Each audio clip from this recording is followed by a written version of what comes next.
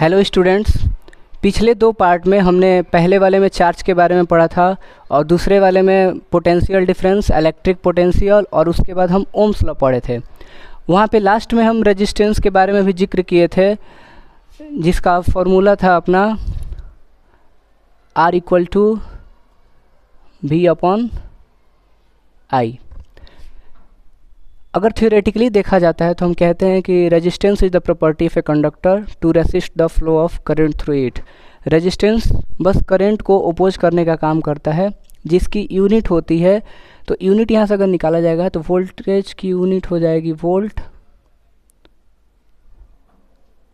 और करंट की यूनिट होती है एम्पियर, तो इसकी यूनिट हो जाएगी वोल्ट पर एम्पियर और इसी को हम लिख देते हैं ओम, जिसे हम पढ़ते हैं क्या, ओमेगा। तो ये सारी बातें मैं पिछले वाले क्लास में बता दिया था।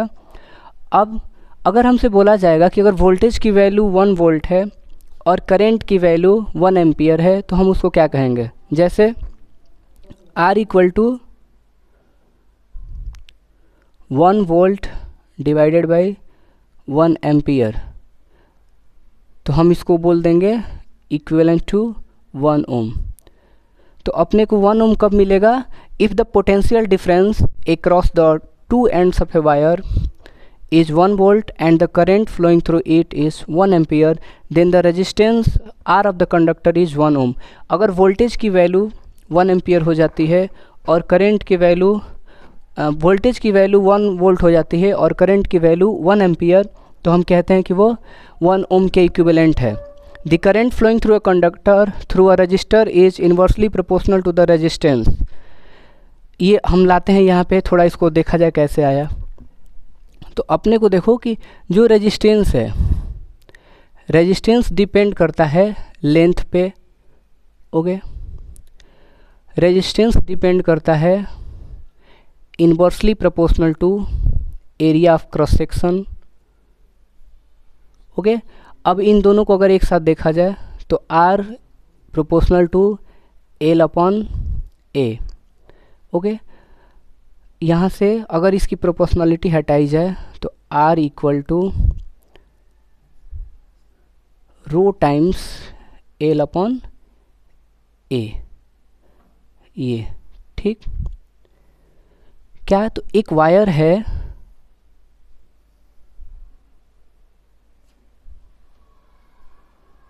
जो ये है, ये एरिया ऑफ क्रॉस सेक्शन है और ये इसका लेंथ है। तो अगर वायर है, इसमें करंट फ्लो करेगी, इसमें अगर करंट अपनी फ्लो कर रही है इस वायर में, तो अगर लेंथ ज़्यादा होगा तो रेजिस्टेंस की वैल्यू ज़्यादा होगी, क्योंकि ट्रैफिक मिलने के चांसेस ज़्यादा हैं, ओके। अगर एरिया ज़्यादा है, एरिया ऑफ क्रॉस सेक्शन अगर उसका ज़्यादा है, तो इलेक्ट्रॉन इजी वे में मोशन कर सकता है, उसको काफ़ी स्पेस मिल जाएगा, तो रेजिस्टेंस उस केस में कम होगी। तो यहाँ पे कि R is proportional to length, जितना ज़्यादा लेंथ होगा अपना रेजिस्टेंस उतना ज़्यादा होगा। और अगर एरिया का देखा जाए तो एरिया का इन्वर्सली प्रोपोर्शनल, यहाँ से दोनों हटाएंगे तो R इक्वल टू आया रो टाइम्स L अपॉन A, जहाँ पे हम रो को क्या कहते हैं, बहुत इंपॉर्टेंट है। ये जो पोर्शन है, यहाँ से एक क्वेश्चन बनता है, अगर ओम्स लॉ का न्यूमेरिकल नहीं आता है मतलब डायरेक्टली, तो यहाँ से क्वेश्चन ज़रूर बनता है।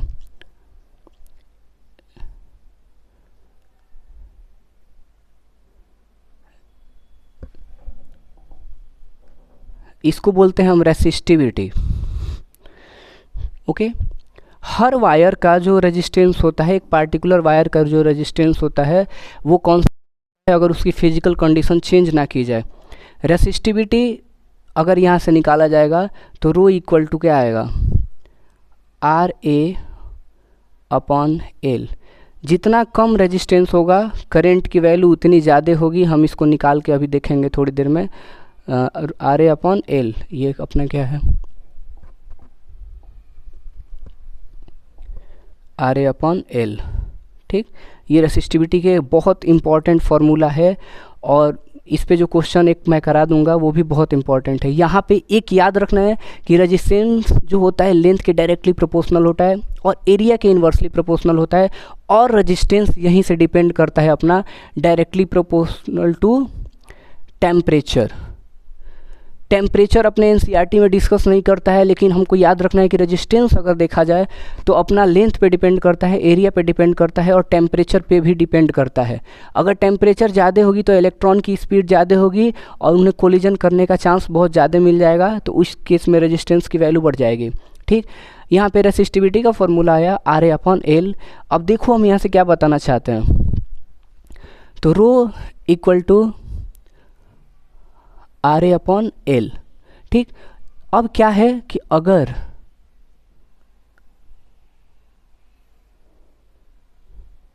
हम एक ऐसा वायर लें जिसका area of cross section 1 metre square है और उसका length L equal to 1 metre के बराबर है, एक ऐसा वायर लिए हैं जिसका area of cross section 1 metre square है और जिसका लेंथ है अपना 1 मीटर। तो अगर हम यहाँ पे वैल्यू पुट कर दें तो rho equal to R into 1 metre square divided by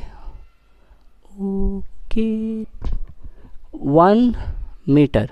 तो यहाँ से एक m कट जाएगा, एक बचेगा। ठीक, तो रो इक्वल टू आएगा R, रो इक्वल टू अपना क्या आएगा R। ठीक, अब यहाँ से ये क्या पता चला है कि जो रेसिस्टिविटी है वो रेजिस्टेंस है, जो रेसिस्टिविटी है वो अपनी रेजिस्टेंस है। और ये क्या है, तो कहते हैं कि resistivity is the resistance of conductor having unit length and unit area of cross section. Resistivity एक ऐसे वायर की रेजिस्टेंस है जिसकी वायर की लेंथ होती है 1 मीटर और उस वायर का जो एरिया ऑफ क्रॉस सेक्शन होता है वो 1 मीटर स्क्वायर होता है। ठीक, it is the resistance of conductor having unit length and unit area of cross section. ठीक है, अगर इसकी यूनिट की बात करें हम तो आपको दिख रहा होगा कि यहाँ पे रेजिस्टेंस की यूनिट होती है अपनी ओम, रेजिस्टेंस की यूनिट होती है ओम जो पीछे पढ़े हैं, लेकिन यहाँ पे एक लेंथ एरिया में से 1 मीटर बच गया है तो इसकी यूनिट होती है अपनी ओम मीटर। ठीक है, रेसिस्टिविटी की यूनिट होती है अपनी वो ओम मीटर। और ये भी जो है अगर इसका इम्पॉर्टेंट पॉइंट देखा जाए इसके लिए, तो ये तो बेसिकली हर एक मटेरियल के लिए, जैसे अपना कंडक्टर हो गया तो उसके लिए कांस्टेंट होता है। जैसे कॉपर का रेसिस्टिविटी अलग है, मैग्नीशियम का अलग है, एल्यूमिनियम का अलग है, ये जितने मेटल हैं उनकी रेसिस्टिविटी अलग अलग है। ठीक है, और नेचर पे मतलब ये कि depends on nature, depends on nature of material.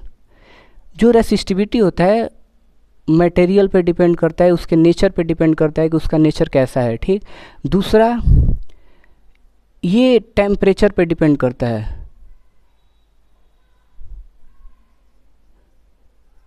It depends on temperature.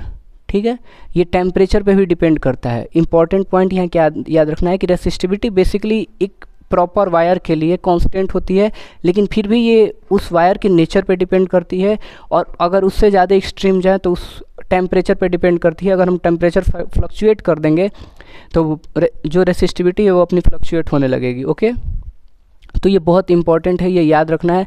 क्यों ऐसा बोला जा रहा है, तो देखो रेजिस्टेंस में भी हमने पढ़ा कि रेजिस्टेंस तो लेंथ पे डिपेंड करती है, एरिया पे इन्वर्सली डिपेंड करती है और टेम्परेचर पे डायरेक्टली डिपेंड करती है, ये याद रखना है। ठीक है, उसके बाद हम यहाँ पे आए तो रेसिस्टिविटी कि ये अपना नेचर ऑफ मटेरियल पे डिपेंड करता है और टेम्परेचर पे डिपेंड करता है। ठीक, होता कांस्टेंट है एक प्रॉपर वायर के लिए, लेकिन फिर भी डिपेंड कर रहा है उसके नेचर पे और वायर को अगर टेम्परेचर वेरी कराया जाए उस केस में। अब यहाँ से देखा जाए कि क्या होगा, तो देखो कैसे क्या करना है। एक और पेज लेते हैं हम और देखते हैं। ये आया है रो इक्वल टू RA/L। ऐसे यहीं से नहीं, हाँ यहाँ वही कोई दिक्कत नहीं है इसी से। और रेजिस्टेंस इक्वल टू क्या होता है कंपेयर करने के लिए, रो एल अपॉन ए। ठीक, रेसिस्टिविटी का formula R A upon L और रेजिस्टेंस का formula rho L upon A. ठीक है, बाकी जो फीचर थे उससे क्या याद रखना है इसमें बता दिया हूँ मैं। अब यहाँ पे जो करंट वाली बात आ रही थी उसको समझते हैं कि ऐसा क्या है भाई। तो using Ohm's law, Ohm's law क्या होता है, तो V equal to I R. ठीक है, अब अगर R की वैल्यू मैं ये वाली उठा के पुट कर देता हूँ यहाँ पे, तो वोल्टेज इक्वल टू अपना हो जाएगा I into rho L upon A. ठीक है, I equal to I into rho L upon A. अब यहाँ पे देखो कि बहुत इम्पॉर्टेंट है कि अगर मैं यहाँ से करंट की वैल्यू निकालना चाहूँ, करंट की वैल्यू, तो अपना होगा voltage into area of cross section divided by resistivity into length. ऐसा मैं ये क्यों बता रहा हूँ, तो देखते हैं इसको। ठीक है, तो ये यहाँ से ये पता चलता है कि जो अपना करेंट है वो रेसिस्टिविटी पे डिपेंड करता है। ठीक है, जो अपना करंट है वो रेसिस्टिविटी पे डिपेंड करता है, रेजिस्टेंस पे डिपेंड करता है। रेजिस्टेंस वाला कैसे आएगा, तो देखो V equal to I R, यहाँ से I की वैल्यू अगर निकाली जाए तो अपना होगा वोल्टेज अपॉन रेजिस्टेंस। तो अगर हम रेजिस्टेंस की वैल्यू बढ़ाएंगे तो करंट का वैल्यू क्या हो जाएगा, कम हो जाएगा। ठीक, फिर अगर और रेजिस्टेंस की वैल्यू बढ़ाते हैं तो करंट की वैल्यू और कम हो जाएगी, क्योंकि ये डिनोमिनेटर का जो पोर्शन है वो बड़ा हो जाएगा तो डिवीजन करने पे छोटी वैल्यू आएगी। ठीक, रेसिस्टिविटी जो करंट है वो रेसिस्टिविटी पे भी डिपेंड करता है, ये याद रखना है। और यहाँ से एक टर्म निकल के आता है अपना कंडक्टिविटी।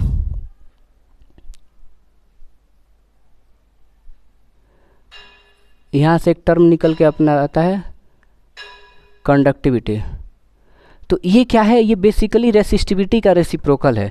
कंडक्टिविटी मतलब है कि ईजिली कंडक्ट करा सके इलेक्ट्रिसिटी को, इसी को हम बोलेंगे कंडक्टिविटी। तो जितना कम रेजिस्टेंस होगा करंट की वैल्यू उतनी अच्छी बनेगी, जितना कम रेसिस्टिविटी होगा करंट की वैल्यू उतनी अच्छी बनेगी। तो इसको हम कहते हैं reciprocal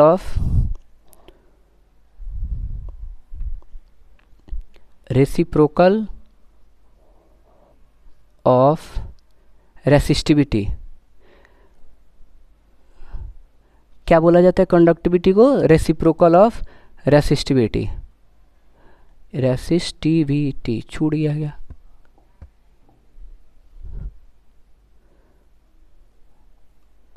okay, reciprocal of resistivity बोलते हैं इसको।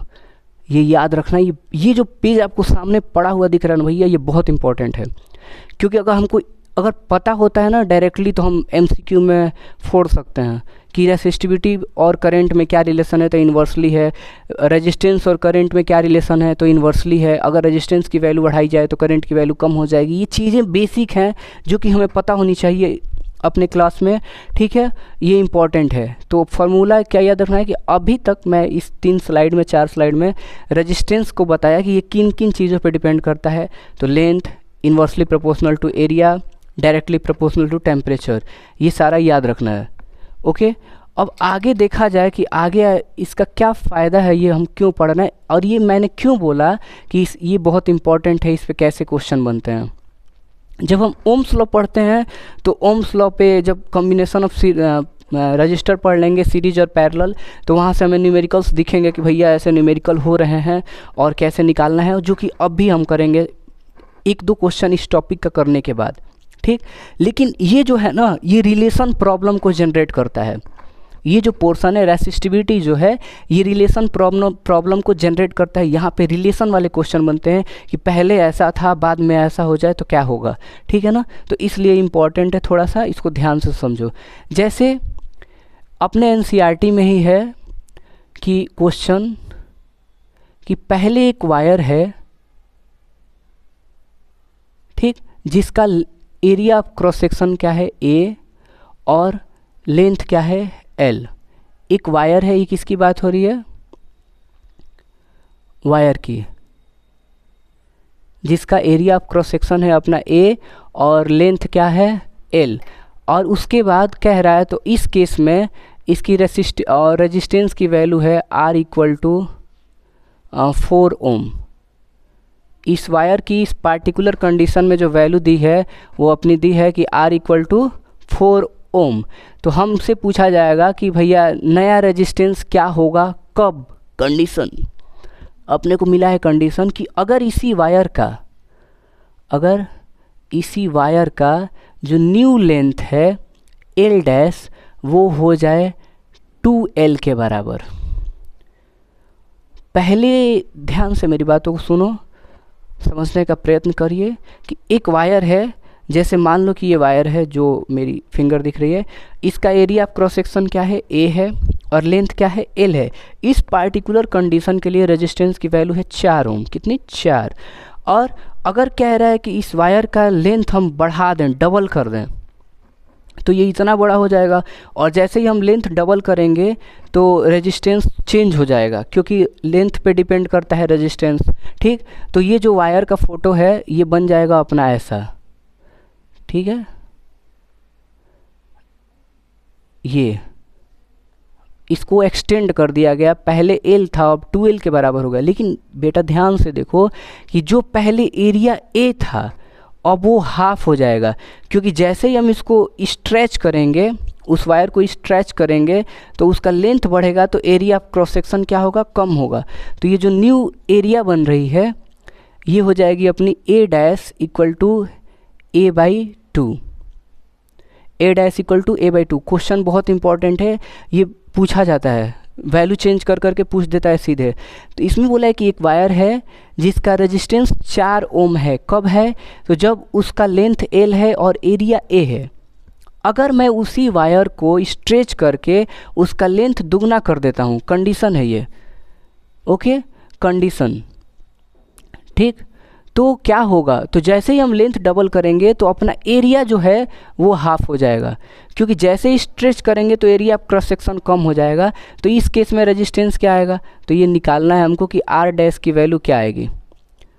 ठीक है, आर डैश की वैल्यू क्या आएगी, तो भैया देखो प्यार से एकदम, पहले R equal to rho L upon A, ठीक, फॉर्मूला है ये पहले वाले के लिए। इसके लिए इसकी वैल्यू कितनी है, 4 ओम बराबर रो इंटू एल अपॉन ए, पहले वाले कंडीशन में कि उस लेंथ के लिए, उस एरिया ऑफ क्रॉस सेक्शन के लिए जो अपनी रेजिस्टेंस की वैल्यू है वो कितनी है, 4 ओम के बराबर।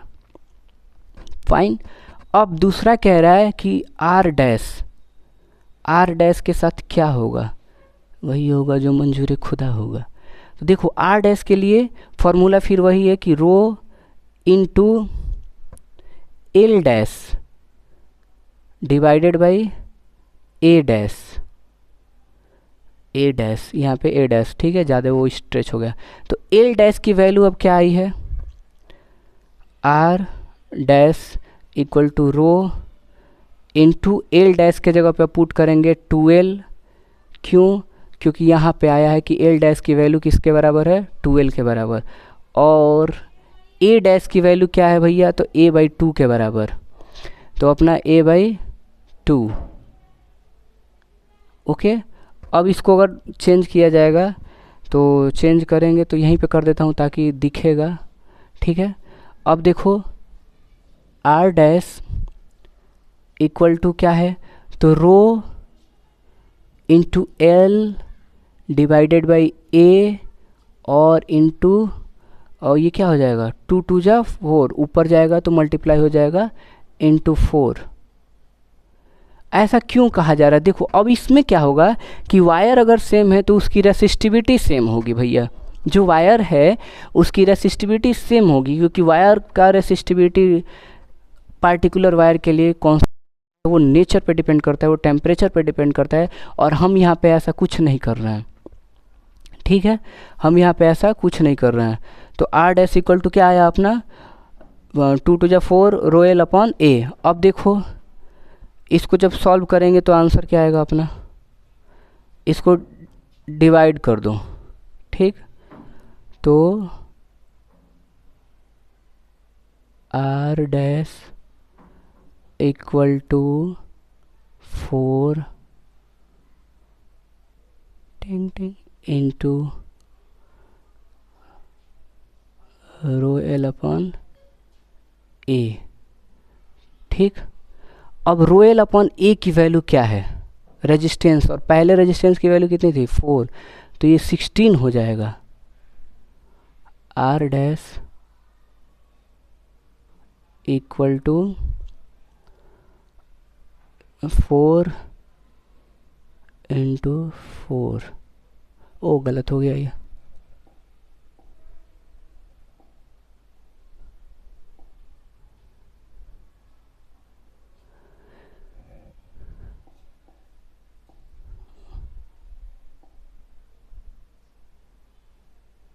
एक बार क्रॉस चेक कर लेते हैं। देखो पहले इसका लेंथ अगर मैंने डबल किया तो ये कितना हो गया 12, ठीक। और अपना जो जैसे ही लेंथ हम डबल करेंगे तो एरिया ऑफ क्रॉस सेक्शन क्या हो जाएगा, हाफ हो जाएगा, ठीक। तो अब पहले तो फार्मूला ये हो गया था रो एल अपॉन ए, उसके बाद मैंने इसके लिए पार्टिकुलर वैल्यू निकाली तो ये आया कि 4 ओम बराबर रो एल अपॉन ए, ठीक। ये इस पार्टिकुलर कंडीशन के लिए। अब लेंथ हम जैसे ही चेंज किए, लेंथ क्या किए थे, डबल किए थे, तो एल डैश के जगह हम क्या पुट करेंगे अब 2l के बराबर, और ए डैश के जगह क्या पुट करेंगे 2 के बराबर, ठीक। तो ये ऊपर जाएगा तो r डैश इक्वल टू क्या हो गया रो एल इंटू 4 अपॉन ए, लेकिन जो रो एल अपॉन ए की वैल्यू आई है वो कितनी आई है 4 ओम, जो रो एल अपॉन ए की वैल्यू आई है वो कितनी आई है अपनी 4 ओम के बराबर। तो रो एल अपॉन ए के जगह पे हम क्या पुट कर दिए 4 ओम, तो आंसर अपना आ गया 16 ओम। तो ये रिलेशन प्रॉब्लम है, ठीक है ना। ये जैसे एक और क्वेश्चन किया जाए इसका, ठीक, ये तो दिख गया। अब एक देखो, एक अच्छा सा कराते हैं, ऐसा एकदम इजी है। एक वायर है जिसका area of cross section A है और लेंथ क्या है एल है, और सेम ले लेते हैं कि आर की वैल्यू यहाँ पे है कितनी 4 ओम, आर की वैल्यू कितनी है 4 ओम इस वायर के लिए जिसका area of cross section A है, और एल की वैल्यू है अपनी कितनी, एल की वैल्यू एल रखे हैं, तो उस केस में आर की वैल्यू कितनी आई है 4 ओम के बराबर। अब कह रहा है कि ये कंडीशन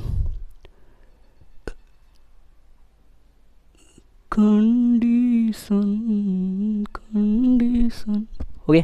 कंडीशन क्या है देखो कि अब मैं इस नए वाले लेंथ को हाफ कर दूंगा, तो एल डैश जो नया लेंथ मैं चाहता हूँ कि भैया इस वायर जो है ना ये छोटा होना चाहिए एकदम l/2 के बराबर। अगर ये पहले 4 मीटर का है तो अब 2 मीटर का होना चाहिए, और जैसे ही मैं लेंथ को l/2 करूँगा तो जो नया वाला एरिया है वो हो जाएगा दुगना, वो हो जाएगा क्या 2a के बराबर। जैसे ही मैं लेंथ को l/2 करूँगा एरिया उतना ही टाइम्स हो जाएगा, मल्टीप्लाई हो जाएगा, ठीक। तो पहला कि r equal to rho L upon A, ढींगा पिंग, ये क्या हो गया 4 ओम की वैल्यू वोट करने का। उसके बाद ये सब दिया हुआ है पहले से, ओके, और ये हो गया। सेकंड, जब नया वाला चाहिए हमको तो r dash equal to rho L के जगह रखेंगे l/2 इंटू 2a, क्योंकि नया वाला जो एरिया है वो कितना है ट्वाइस है, ठीक। अब यहाँ पे अगर इसको सॉल्व किया जाएगा तो r डैश इक्वल टू क्या होगा रो एल अपॉन 4a, ठीक। बट ये जो रो एल अपॉन ए है वो कितने के बराबर है 4 ओम के बराबर, यहाँ पे 4 ओम के बराबर, ठीक। तो अब क्या करेंगे r dash equal to 4 upon 4 that is equivalent to 1 ohm. तो ये इसका आंसर हो गया। तो मैंने इसका 2 क्वेश्चन करा दिया। एक में हमने क्या किया कि एक में हम लेंथ को डबल किए तो एरिया हाफ हो गया, और दूसरे में हमने लेंथ को हाफ किया तो एरिया डबल हुआ। ये याद रखना है कि जितना टाइम्स लेंथ को चेंज करेंगे उतना टाइम्स ये मल्टीप्लाई होगा, या देखना है कि क्या कर रहा है। अगर ऊपर मल्टीप्लाई कर रहे हैं तो नीचे डिवाइड होगा, अगर ऊपर डिवाइड कर रहे हैं लेंथ को तो नीचे वो एरिया मल्टीप्लाई होगा उतना ही टाइम्स। ये एनसीईआरटी का एग्जांपल एकदम डेफिनेटली वही है एग्जैक्ट, ठीक है। बस ये अगर ऐसे समझ में नहीं आ रहा तो हम क्या करेंगे, आर डैश अपन आर निकाल लेंगे, आर डैश अपन आर निकाल लेंगे तब भी हमारा आंसर आ जाएगा, जो कि ये है अपना दूसरा इक्वेशन और ये है अपना पहला इक्वेशन। तो कैसे आएगा, तो second divided by first, second divided by first करेंगे तो ये भी आ जाएगा। तो बेसिकली इजी क्या रहता है कि हम रोयल बाई ए की वैल्यू सीधे उठा के पुट कर देते हैं। तो ये रेसिस्टिविटी की कहानी थी जो कि शुरू हुई थी अपनी यहाँ से, कि इस पेज पे ये पता चला कि रेजिस्टेंस किन किन चीज़ों पे डिपेंड करता है। तो लेंथ पे डिपेंड करता है, एरिया क्रॉस सेक्शन पे डिपेंड करता है इन्वर्सली, और टेम्परेचर पे डिपेंड करता है डायरेक्टली, ठीक। रेजिस्टेंस कांस्टेंट होता है किसी पार्टिकुलर वायर के लिए। अब वहाँ से एक रिलेशन निकाला गया, वैल्यू हम निकाले इनके कांस्टेंट की मदद लेके, पूरा डिपेंडिंग फैक्टर को लेके, तो अपना रो आया, रोता बहुत है ये, ठीक। तो रो की वैल्यू आई अपनी RA/L के बराबर। और उसके बाद हमने बोला कि ये रेसिस्टिविटी बेसिकली क्या होती है, तो एक ऐसे वायर की रेजिस्टेंस होती है जिसका लेंथ होता है 1 मीटर और एरिया ऑफ क्रॉस सेक्शन होता है 1 मीटर स्क्वायर। उसकी वैल्यू पुट किए तो हमें पता चला कि रेसिस्टिविटी अपनी रेजिस्टेंस के बराबर होती है स्पेशल कंडीशन में। यूनिट होता है इसका ओम मीटर। ये बाकी टेम्परेचर पे डिपेंड करता है, नेचर पे डिपेंड करता है। उसके बाद एक क्वेश्चन हमने लगाया, ये रिलेशन प्रॉब्लम है, बहुत इंपॉर्टेंट है, कोशिश करिएगा कि आप इसको करें खुद। रिलेशन प्रॉब्लम, ठीक, बहुत इंपॉर्टेंट है। ये रिश्ता क्या कहलाता है, ठीक है ना, बहुत इंपॉर्टेंट है। इसमें हम क्या करेंगे कि पहले कंडीशन में फार्मूला रख के वैल्यू निकालेंगे, दूसरे कंडीशन के लिए फार्मूला रख के वैल्यू निकालेंगे, और पहले दूसरे वाले को पहले वाले से डिवाइड कर देंगे, या पहले वाली की वैल्यू जो ρL/A की वैल्यू है उसको उठा के हम वहाँ पुट कर देंगे। तो ये देखो ये नया रेजिस्टेंस बना था इसमें, ठीक है ना, ये वाला। उसके बाद हमने एक और क्वेश्चन किया था जो ये है, ठीक। ये एनसीईआरटी का एग्जांपल है एकदम। अब थोड़ा सा और आगे बढ़ते हैं एकदम स्लोली कॉम्बिनेशन ऑफ रजिस्टर्स के आसपास, ठीक। दिख रहा है कि जो रजिस्टर्स होते हैं उनको या तो सीरीज में कनेक्ट किया जाता है या तो पैरेलल में, या कहीं कहीं दोनों चीज़ें हमको दिख जाती हैं, सीरीज कॉम्बिनेशन, पैरेलल कॉम्बिनेशन एक साथ, ठीक है ना। यहाँ पे देखो, यहाँ पे क्या है भैया, बहुत ही इम्पॉर्टेंट है और बहुत ही ईजी है, ये याद रखना है, ठीक। कह रहा है कि यहाँ पे दिखाया है हमने को पीपीटी में कि when 3 resistors R1, R2 and R3 are connected in series across AB का फोटो बनाया है, ये R1 की वैल्यू, ये R2 की वैल्यू, ये R3 की वैल्यू, ओके। अब कह रहा है कि the total voltage that is potential difference across the resistors is equal to the sum of potential. सारे को जोड़ देंगे उसके बराबर होगा, ठीक। ये और equivalent resistance is the sum of resistance of each resistor, ठीक है। ये यहाँ पे रेजिस्टेंस की वैल्यू क्या आएगी भैया, तो R नेट जो नया वाला रेजिस्टेंस है टोटल वो क्या बनेगा, R1 plus R2 plus R3, ऐसे एज इट इज़ होता है। अब इसमें क्या याद रखना होता है, यहीं पे मैं लिख देता हूँ इसी में, और इसी में हाँ लिख देते हैं। इसमें क्या याद रखना होता है, देखो क्वेश्चन सीधे लगाएंगे हम, क्या लगाएंगे, क्वेश्चन। जब सीरीज कॉम्बिनेशन पढ़ा जाता है तो सीरीज उसको बोलते हैं जहाँ पे एक ख़त्म हुआ और वहाँ से दूसरा चालू हुआ, जहाँ पे दूसरा ख़त्म हुआ वहीं से तीसरा चालू हुआ। तो ये R1, ये R2, ये R3, एक ख़त्म होगा दूसरा चालू होगा, दूसरा ख़त्म होगा तीसरा चालू होगा, ये कहलाता है सीरीज, ठीक है ना। जैसे मैच होता है कि एक मैच के बाद दूसरा मैच होगा, 5 मैचों की सीरीज है, मतलब कि 5 मैच हमको कराने पड़ेंगे और जो जीतेगा वो कप ले जाएगा भाई। देखो अब यहाँ पे अमीटर लगा है सीरीज में, क्योंकि यहाँ से करंट चली है तो R1 के पास, R2 के पास, R3 के पास और फिर वापस अमीटर के पास, लेकिन ये वोल्ट मीटर जो है इसके पैरेलल में लगा है। तो ये यहाँ पे जो नेट रेजिस्टेंस बनेगा इसके क्रॉस वोल्टेज बताएगा, क्योंकि वोल्टमीटर का काम है वोल्टेज बताना कि सर्किट में एक प्रॉपर जहाँ पे आपने सेट किया है वहाँ पे वोल्टेज कितना जा रहा है। ठीक, और ये आया कैसे, तो याद रखना है कि सीरीज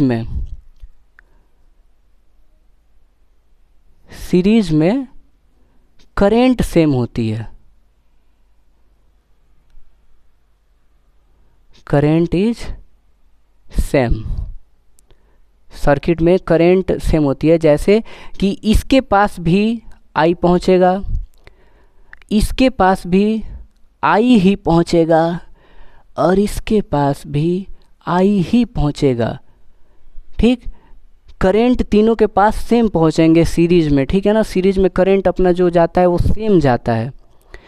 ठीक, यहाँ पे वोल्टेज या बैटरिया का नाम नहीं लिखा है, इसमें लिख दिया हम। ठीक, तो जैसे मान लो कि 50 रुपया है, 50 रुपये में से 10 रुपये ये खा गया, 15 रुपये ये खा गया, तो बाकी का ये कौन खाएगा, तो 25 रुपया ये खा जाएगा।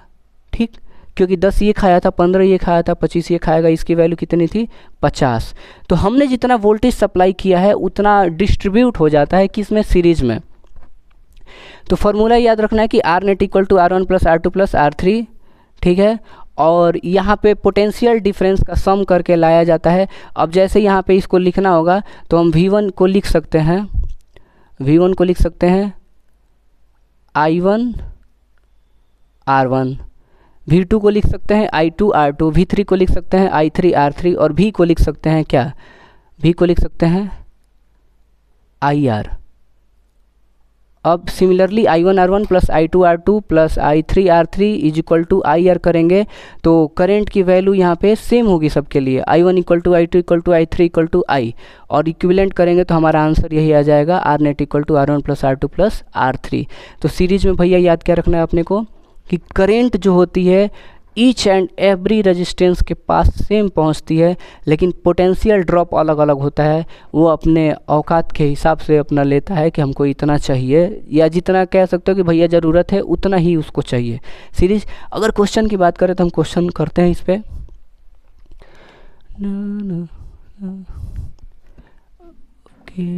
ओके ओके ओके ठीक है, हाँ, दो पेज, एक आया और एक ले लिया जाए क्या क्वेश्चन लगाने के लिए,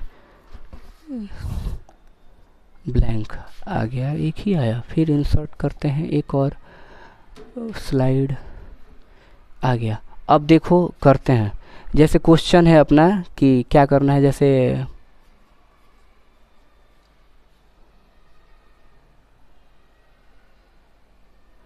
इतना ही रहने देता हूँ।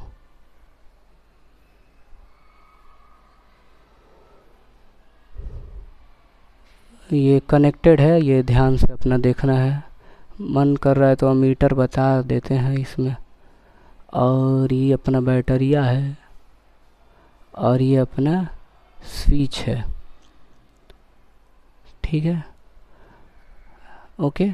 अब मान लो कि ये 2 ओम है, ये 1 ओम है, और ये 3 ओम है, और अपना बैटरी जो है 18 वोल्ट की है। बैटरी जो हमने लिया है वो 18 वोल्ट लिया है। तो ये हमसे पूछेगा कि ये सर्किट में करंट कितनी बनेगी और नेट रेजिस्टेंस क्या है, क्या क्या पूछा जा सकता है। पहले इसकी बात करते हैं। पहला क्वेश्चन हमसे पूछा जा सकता है कि आप आर नेट बता दीजिए, आर नेट बताएंगे, ओके। दूसरा हमसे क्वेश्चन पूछा जा सकता है कि आई नेट क्या होगा, मतलब कि current in this circuit, net current कितनी होगी। और थर्ड क्वेश्चन हमसे पूछा जा सकता है potential drop across each resistor, मतलब ये कि कहना हम ये चाहते हैं भैया आपसे कि 18 वोल्ट में से 2 ओम वाला कितना रजिस्टर वोल्टेज खाया। जो 18 वोल्ट हमको दिया गया है उसमें से 2 ओम वाला कितना वोल्टेज खाया। उसके बाद और क्या पूछ रहा है कि जो 1 ओम वाला है वो कितना खाया, और तीसरा पूछ रहा है कि जो 3 ओम वाला है वो कितना वोल्टेज खाया। ठीक, तो सबसे पहले कि ये कौन सा सीरीज कॉम्बिनेशन है, तो भैया ये सबसे पहले ये सीरीज कॉम्बिनेशन है, क्योंकि जहाँ एक ख़त्म हो रहा है वहाँ से दूसरा चालू हो रहा है, जहाँ दूसरा ख़त्म हो रहा है वहाँ से तीसरा चालू हो रहा है। तो सबसे पहले हम फार्मूला लगाएंगे, सॉल्यूशन की बात करते हैं, क्योंकि हर समस्या का समाधान होता है भैया। सॉल्यूशन में पहले फार्मूला लिखेंगे, R net equal to R1 plus R2 plus R3, ठीक है। R net equal to R1 plus R2 plus R3। सारे की वैल्यू उठा के पुट कर दो। जब सारे की वैल्यू उठा के हम पुट करेंगे, कुछ समझ में आ रहा है, सारे की वैल्यू उठा के पुट करेंगे तो ये हो जाएगा अपना 2 ओम प्लस 1 ओम प्लस 3 ओम, जिसका इक्विवेलेंट आ जाएगा अपना 21336 ओम। मतलब ये कह रहे ये सब भाड़ में जाए, इसको सारे को हटा के एक रजिस्टर लगा दो, ऐसा सुंदर सुशील। लेकिन ये फिजिक्स है, ये यूज कराएगा आपसे, तो ऐसे तो नहीं जाने दे सकता है, ठीक है। अब ये कितना आ गया 6 ओम, मतलब ये सर्किट रिजॉल्व हो गई है किसमें, इसमें, कि ये तीनों हटा के अगर हम केवल 6 ओम का एक लगा दे तो अपना काम बन जाएगा। और यहाँ पे हो गया 18 वोल्ट, ठीक। अब देखो, अब हमने आर नेट तो निकाल दिया, कितना आया 6 ओम, कैलकुलेट कर लेता हूँ 21336, ओके। अब आई नेट निकालना है, तो आई नेट निकालने के लिए हम लगाएंगे ओम्स लॉ, दूसरे के लिए ओम्स लॉ। ओम्स लॉ क्या होता है, बहुत इम्पोर्टेंट होता है, जीवन में काम आता है सर्किट पढ़ने में। V net equal to I net into R net. Circuit net मतलब कि पूरी सर्किट की बात की जा रही है, तो पूरी सर्किट में हमने कितना वोल्टेज सप्लाई किया है, तो 18 वोल्ट सप्लाई किया है।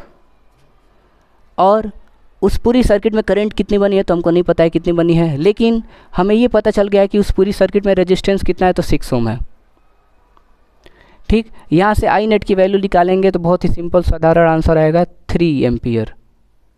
कितना आएगा 3 एम्पियर। इसका तात्पर्य ये है कि 3 एम्पियर करेंट यहाँ भी जाएगा, यहाँ भी जाएगा, यहाँ भी जाएगा। क्यों? क्योंकि ये सीरीज कॉम्बिनेशन है, सीरीज में हर एक रजिस्टर के पास सेम करंट पहुंचती है, तो 3 एम्पियर यहाँ जाएगी, 3 एम्पियर यहाँ जाएगी, 3 एम्पियर यहाँ जाएगी। तो अब अपन ने क्वेश्चन के 2 पोर्शन सॉल्व कर लिए हैं, एक बचा है ये तीसरा, जो कि बहुत इंपॉर्टेंट है और पूछा जाता है ऐसा निकालने के लिए कि potential drop across each resistor बताइए, या पार्टिकुलर किसी का बताइए। हम क्या करेंगे कि जहाँ पे पूछा है वहाँ पे ओम्स लॉ लगाएंगे। क्या लगाएंगे? Ohm's law. तो यहाँ पे देखो, यहाँ पे इसके पास ओम्स लॉ लगाओ। वाह, ये तो डिजाइन बन गया डोरेमोन। यहाँ पे ओम्स लॉ लगाओ, V equal to I R के बराबर। लेकिन यहाँ पे क्या लिखेंगे? I1 R1। ये क्या होगा? V1, क्योंकि ये पहले रजिस्टर की बात कर रहे हैं हम कि इसने कितना करंट खाया, कितना वोल्टेज खाया, कितना रेजिस्टेंस है, ये सब। तो हमको ये पता है कि V1 की वैल्यू निकालनी है, I1 की वैल्यू पता है 3 और R की वैल्यू इन्होंने दिया है 2। तो V1 की वैल्यू आएगा 6 वोल्ट। यानी कि जो 2 ओम का रजिस्टर है, जो 2 ओम का रजिस्टर है, वो कितना वोल्ट खा रहा है? 18 में से 6 वोल्ट खा गया। वो कितना खा गया? 6 वोल्ट। आया कैसे? तो जहाँ पे बोल रहा है, जिसके लिए बोल रहा है, उसके लिए हम ओम्स लॉ लगाएंगे। जैसे यहाँ के लिए ओम्स लॉ लगाओ, तो ये क्या होगा? V equal to I R. लेकिन अब यहाँ पे क्या होगा? I2 to R2 to 4। देखो, V2 equal to I2 into R2। V2 की वैल्यू हमें निकालनी है, और V2 कौन है भैया? तो वोल्टेज एक्रॉस 1 ओम। 1 ओम पे कितना वोल्टेज ड्रॉप हुआ? 18 वोल्ट में से इसने कितना खाया है, ये मेरे को बताओ ठाकुर। अब देखो, I2 की वैल्यू पता है 3, R2 की वैल्यू कितनी है? 1। तो इसका आंसर कितना आ जाएगा अपना? 3 वोल्ट। मतलब ये कि 6 वोल्ट ये खा गया, 3 वोल्ट ये खा गया, बाकी बचे 9 वोल्ट वो ये खाएगा। ठीक है, निकालेंगे तो आ जाएगा 3 3 जा 9। तो ये सर्किट वाले क्वेश्चन एक मैं और कराने का प्रयास करता हूँ, ठीक है, मतलब हो जाएगा, कोई बात नहीं है। पहले की सीरीज देखेंगे कि कौन है उसके बाद निकालेंगे उसको। तो सीरीज के लिए ऐसे, ठीक है। और 3 क्वेश्चन बनते हैं यहाँ पे कि आप इफेक्टिव रेजिस्टेंस बताइए, effective resistance in the circuit. उसके बाद आप नेट करंट बताइए, यानी कि इफेक्टिव करंट बताइए कि सर्किट में इफेक्टिव करंट कितनी बन रही है। और ये पूछ देता है कि voltage drop across particular register, कि इसमें से ये जो रजिस्टर है वो कितना वोल्टेज खा रहा होगा, और सबको जोड़ेंगे तो 18 वोल्ट के बराबर आ जाएगा, ठीक है ना। एक क्वेश्चन मैं और करा देता हूँ, छोटा सा नन्हा सा, बात तो वही है। चलो ठीक है, मन है, इसमें 2 ही लेते हैं थोड़ा, ठीक है ना, ज़्यादा बड़ा करने से क्या फ़ायदा है।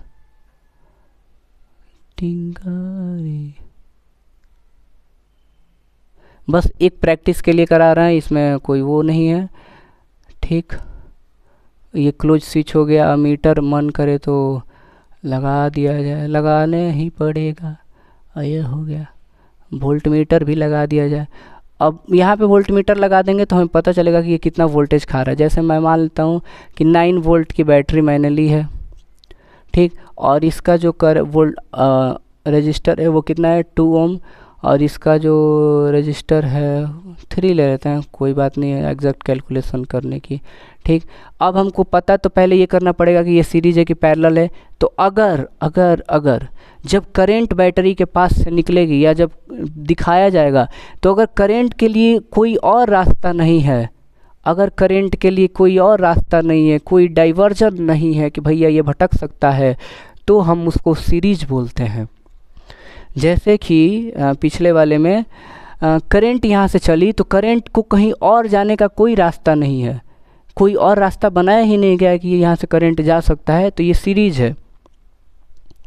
ओके, अब देखो इसको करते हैं। तो सबसे पहले आर नेट निकालो, तो आर नेट इक्वल टू क्या हो जाएगा, टिंग श्री राम कृष्ण परमहंस। देखो ये क्या है, 2 ohm. Physics is the language of, mathematics is the language of physics. गोलट हो गया। ये आंसर कितना आ गया, 5 ओम, ठीक है। नेट रेजिस्टेंस कितना आ गया, 5 ओम। 3 क्वेश्चन बन सकते हैं कि आर नेट क्या होगा, आई नेट क्या होगा, और वोल्टेज क्या होगा पार्टिकुलर रजिस्टर पे, पार्टिकुलर रजिस्टर पे वोल्टेज क्या होगा। ये 3 क्वेश्चन बोले गए हैं इसमें। और तो आर नेट की वैल्यू कितनी आ गई, आर नेट की वैल्यू आ गई अपनी 5 ओम के बराबर।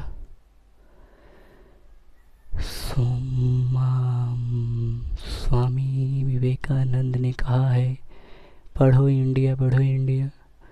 उसके बाद निकालेंगे दूसरे के लिए आई नेट। आई नेट के लिए क्या लगेगा, V equal to IN R N, ठीक है, V नेट इक्वल टू। अब यहाँ पे देखो शंभू, ये कितना है, वोल्टेज कितना है, 9 वोल्ट। कुछ समझ में आ रहा है, आ ही रहा होगा, नहीं आएगा इसे कैसे हो सकता है, आना पड़ेगा, पास होना है ना फिजिक्स में, आना पड़ेगा। आई नेट इंटू आर नेट की वैल्यू कितनी आई है, 5 ओम, ठीक। अब यहाँ से आई नेट की वैल्यू कितनी आ गई, तो 9/5 एम्पियर, कि इस सर्किट में भैया करंट कितना जा रहा है, तो 9/5 एम्पियर। मतलब ये है कि 9/5 एम्पियर ये भी ले रहा है, 9/5 एम्पियर ये भी ले रहा है, क्योंकि सीरीज में करंट क्या होती है, सेम। अब हम निकालेंगे वोल्टेज V2 ओम। तो V2 ओम के पास करंट कितनी पहुंची है, तो 9/5, ठीक है। और उसका रजिस्टर कितना है, 2, तो आंसर कितना आ जाएगा, 18/5 वोल्ट, ठीक है। मतलब कि 9 वोल्ट में से 18/5 ये खा जाएगा। दूसरा भी निकाल देते हैं, इसका भी 3 ओम का, ठीक, 3 ओम का। तो ये हो जाएगा, करंट कितनी गई, 9/5 इंटू रजिस्टर कितना है इसका, 3, तो ये करेंगे तो कितना आएगा, 27/5 वोल्ट, ठीक। अब अगर दोनों को जोड़ा जाए तो क्या ऐसा आ रहा है 9 के बराबर, तो जोड़ के देख लेते हैं कि V net equal to 27/5 plus 18, तो ये हो जाएगा कितना 5, 2 1 3 4 और ये हो गया 5, आ गया 9 वोल्ट। तो हमने 9 वोल्ट रखा था, 9 वोल्ट अपने को मिल गया 9 वोल्ट। कि यहाँ क्या पता चला कि 9 वोल्ट की जो बैटरी मैंने लगाई थी उस बैटरी में से 18/5 वोल्ट कौन ले गया, तो 2 ओम ले गया, और अपना कितना आया था 27/5 वोल्ट कौन ले गया, 3 ओम ले गया, और जब दोनों को जोड़ा गया तो आंसर वी नेट उतना आ गया। तो ये है कहानी सीरीज की, ये कहानी है अपनी सीरीज की। आप क्वेश्चन और लगा, ये क्या दिया है, ये पैरेलल, ये सीरीज वाला है, ये देखो ये सीरीज वाला ही है, ठीक है ना। ये सीरीज का एक देख लो कि total resistance equal to R1 plus R2 plus R3 होता है, ठीक है। ये क्या है, ये पैरेलल है, इससे अभी दूर रहो, अभी नहीं इसको। ये क्या है, ये सीरीज का है। सीरीज में क्या होता है, पोटेंशियल ऐड हो जाता है सब, ठीक है। इस पे हम लोग फिर वापस आया जाएगा, ठीक, फाइन। हाँ, अभी इतना ही रहने देते हैं। तो थैंक यू सो मच, अच्छे से पढ़िए, लाइफ में अच्छा करिए और आगे बढ़िए। Thank you so much.